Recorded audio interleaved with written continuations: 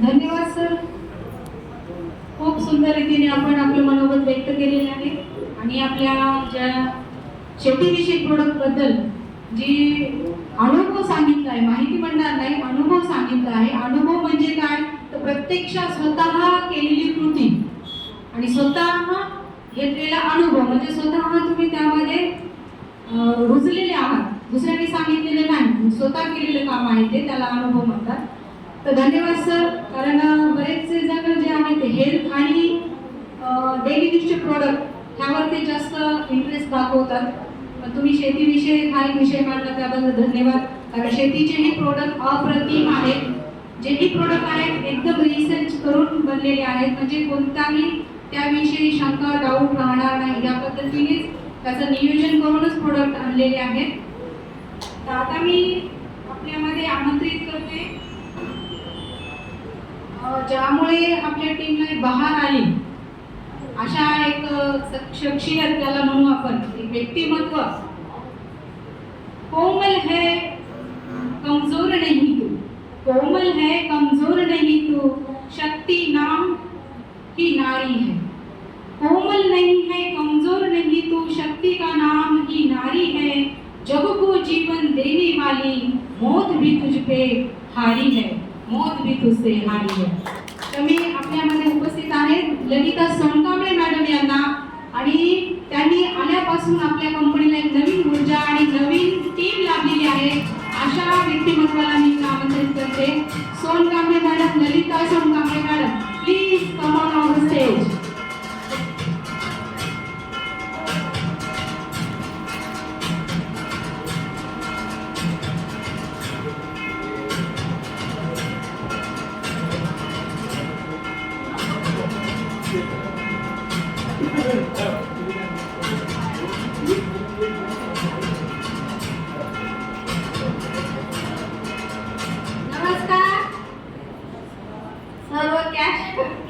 कंपनीमध्ये परिवार जमलेला आहे, हा सर्वांना माझा मानाचा मुलगा.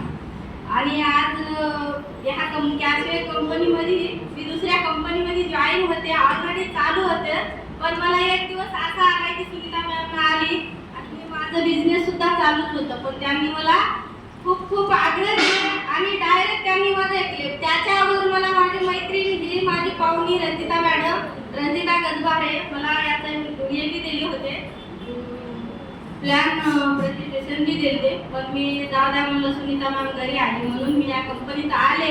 आणि या कंपनीत आल्यामुळं मला खूप खूप वेळ पण आला. माझ्यासोबत माझे पहिल्यापासूनचे ग्रेट लीडर होते भारत कलोले सर.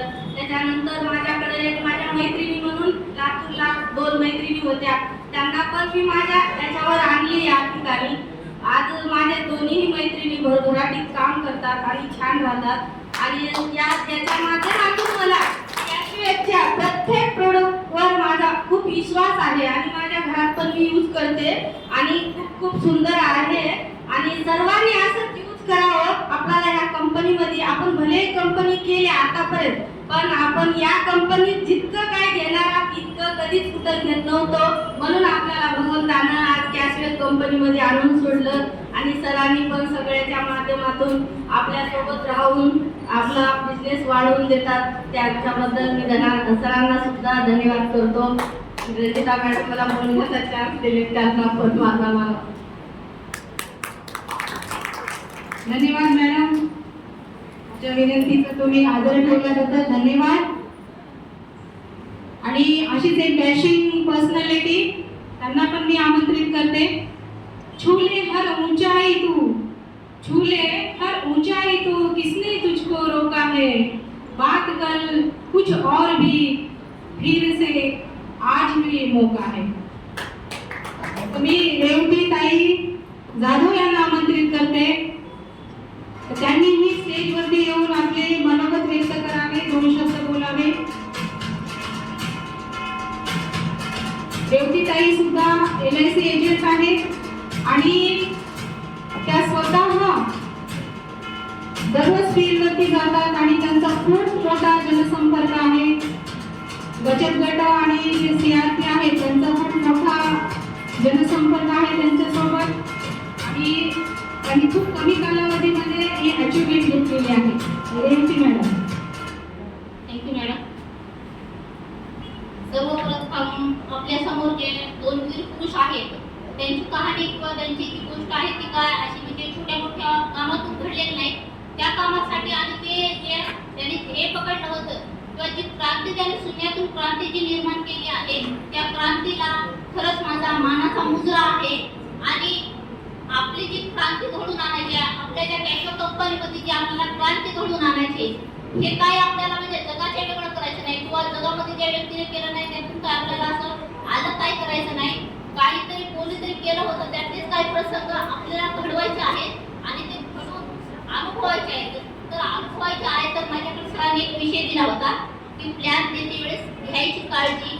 आणि प्लॅन द्यायला आपण जर एखाद्या व्यक्तीकडे जर गेलो तर ते सहजासहजी किंवा आपल्या म्हणण्यानुसार ते कसं सहज आपल्या कंपनीमध्ये येईल आणि जॉईन होईल. जॉईन न होता म्हणजे होऊन न सोडता ते चांगल्या प्रकारे काम कसं करेल एखादी व्यक्ती याकडे आपण कसं लक्ष द्यायचं. आणि आपले जे अनुभव आहेत आपण जे अनुभवलो आहोत किंवा आपण जे प्रोडक्ट आहे प्रोडक्ट यूज केल्यानंतर आपल्यामध्ये जी ऊर्जा निर्माण झालेली आहे ते आपण वर न सांगता की काही व्हिडिओ मार्फत किंवा आपल्याकडे आपल्या ग्रुपमध्ये बरेच स्क्रीनशॉट येतात. ते स्क्रीनशॉट कुठेतरी आपला एक डाटा भरत आहे.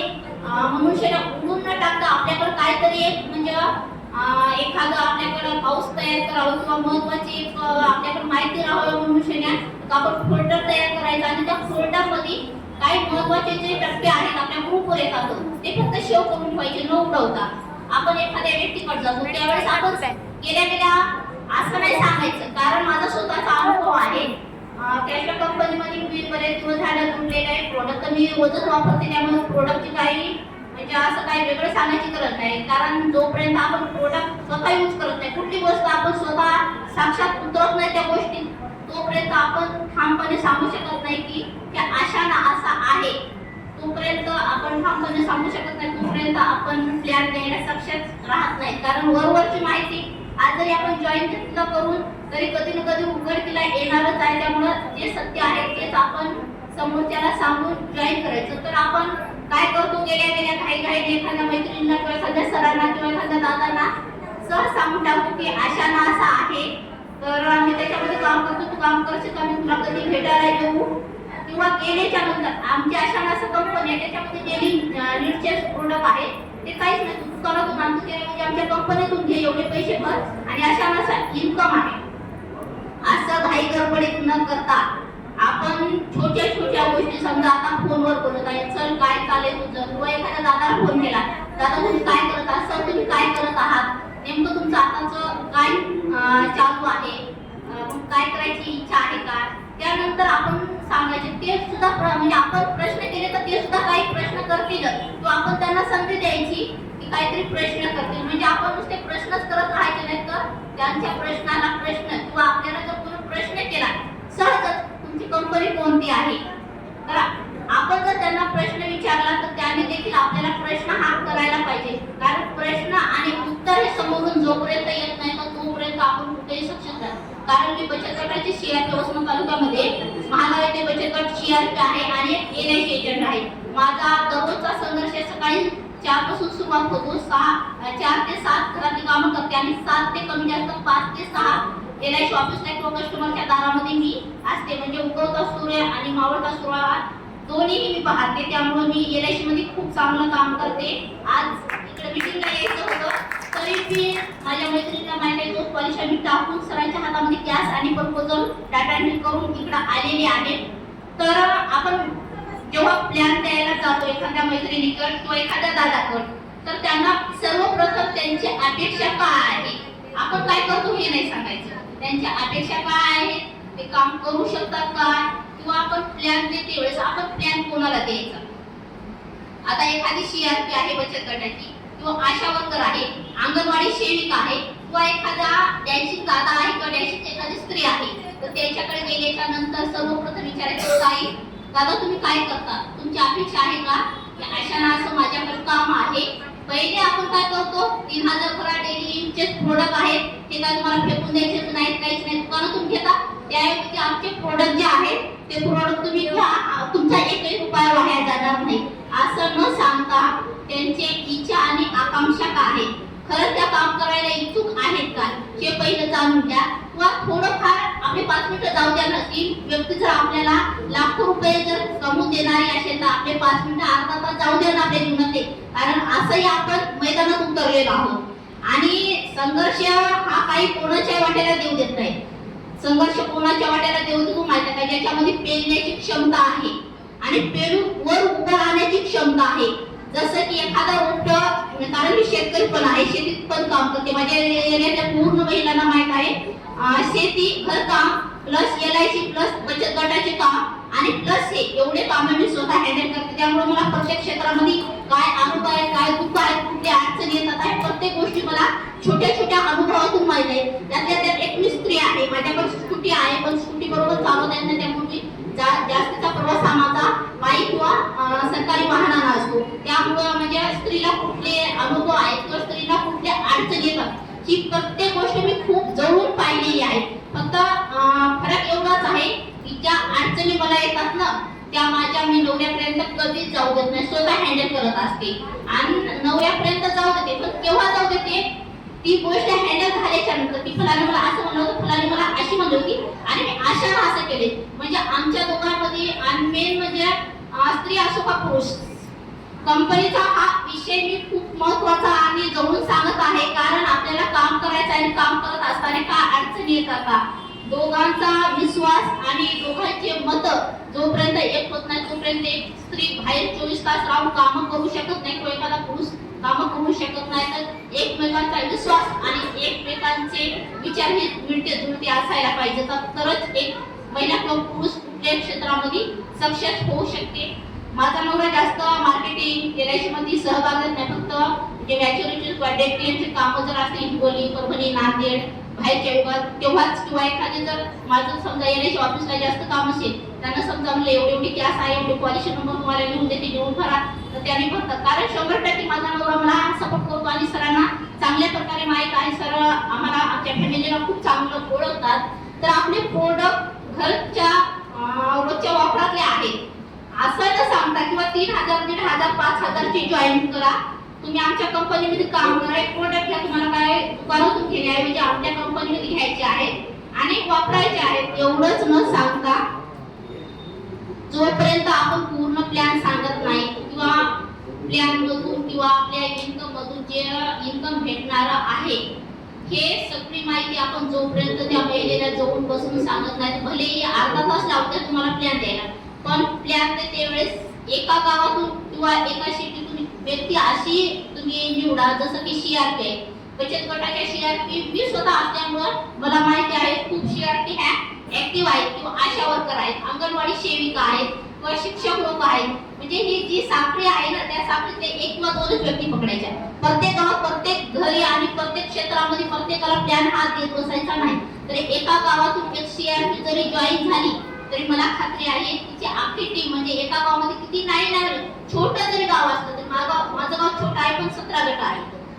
17 गट आहे तर 17 गटातून एका गटातून 5च महिला जॉईन होऊन द्या, आपली संख्या किती वाढेल आणि त्या पुढे किती करणार आहेत.